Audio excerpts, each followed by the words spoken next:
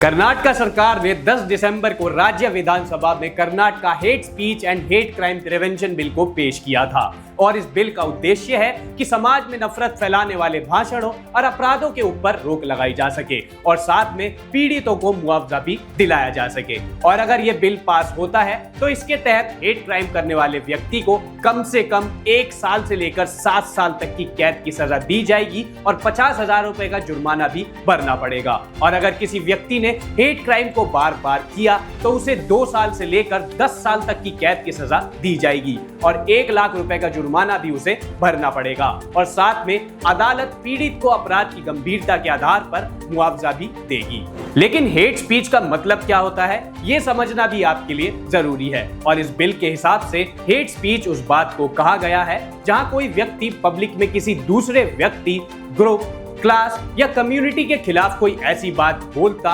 लिखता या फैलाता है जिससे उनके खिलाफ दुश्मनी, नफरत या दुर्भावना भड़क सकती हो, तो ऐसे हर पब्लिक एक्सप्रेशन को इस बिल में हेट स्पीच माना गया है। और सिर्फ यही नहीं, अगर ये बिल कानून में तब्दील होता है तो कर्नाटक सरकार फिर किसी भी हेट क्राइम वाले कंटेंट को मीडिया पोर्टल से डिलीट भी करवा सकती है। और ऐसा करने के लिए सरकार द्वारा एक अधिकारी को नियुक्त किया जाएगा जिसके पास सर्विस प्रोवाइडर्स के डोमेन से हेट क्राइम वाले कंटेंट को ब्लॉक करने या हटाने का अधिकार होगा। और सबसे इंपॉर्टेंट बात तो यह है कि इस बिल के अंदर जो ऑफेंसेस हैं वो कॉग्निजेबल हैं, यानी इस मामले में पुलिस बिना वारंट के एक्शन ले सकती है और ये नॉन बेलेबल भी है, यानी इस मामले में बेल सिर्फ कोर्ट से ही मिलेगी और इन केसों की सुनवाई सिर्फ जुडिशियल मैजिस्ट्रेट फर्स्ट क्लास के द्वारा ही की जाएगी। अब सवाल ये है कि कांग्रेस हमेशा अपने आप को फ्री स्पीच का डिफेंडर बताती आई है, लेकिन ये बिल उस क्लेम के साथ पूरी तरह फिट नहीं बैठता क्योंकि इस बिल में हेट स्पीच की डेफिनेशन काफी ब्रॉड है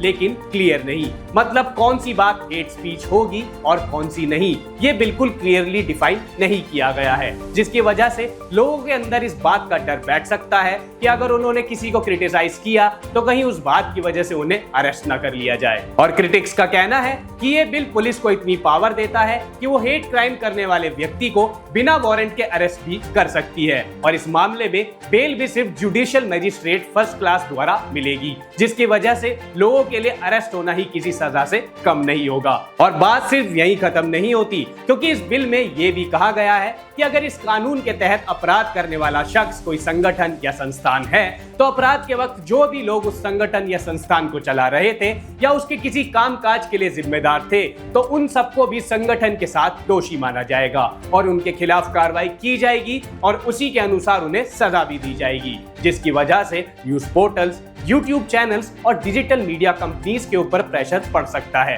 क्योंकि अगर किसी एंकर या रिपोर्टर से हेट क्राइम हुआ तो उसके साथ साथ उस कंपनी की मैनेजमेंट तक को कार्रवाई का सामना करना पड़ेगा। और इस बिल के खिलाफ कर्नाटक के पिछले चीफ मिनिस्टर बसवराज बोम्मई ने सोशल मीडिया प्लेटफॉर्म एक्स पर एक पोस्ट में लिखा है कि हेट स्पीच को कंट्रोल करने के लिए पहले से ही कई सारे कानून मौजूद हैं जिनका इस्तेमाल हेट स्पीच के लिए किया जा सकता है, लेकिन 10 साल की जेल देने वाला नया कानून लाकर कर्नाटक की सरकार असल में ये प्लान कर रही है कि अगर कोई भी शख्स सरकार या रूलिंग पार्टी के खिलाफ कुछ भी बोलता है तो उसे नॉन बेलेबल केसेस के थ्रू जेल भेजा जा सके और ये चीज पूरी तरह से लोकतंत्र के खिलाफ है। लेकिन कर्नाटक के minister for law and parliamentary affairs HK. Patil का कहना है कि अभी तक हेट स्पीच को डायरेक्टली डील करने के लिए कोई स्पेसिफिक कानून नहीं है, इसलिए ये नया कानून जरूरी था ताकि सोसाइटी में डिस्टरबेंस ना हो। और उन्होंने कहा है ये कानून हेट स्पीच के खिलाफ सख्ती से निपटेगा और कर्नाटक सरकार के मुताबिक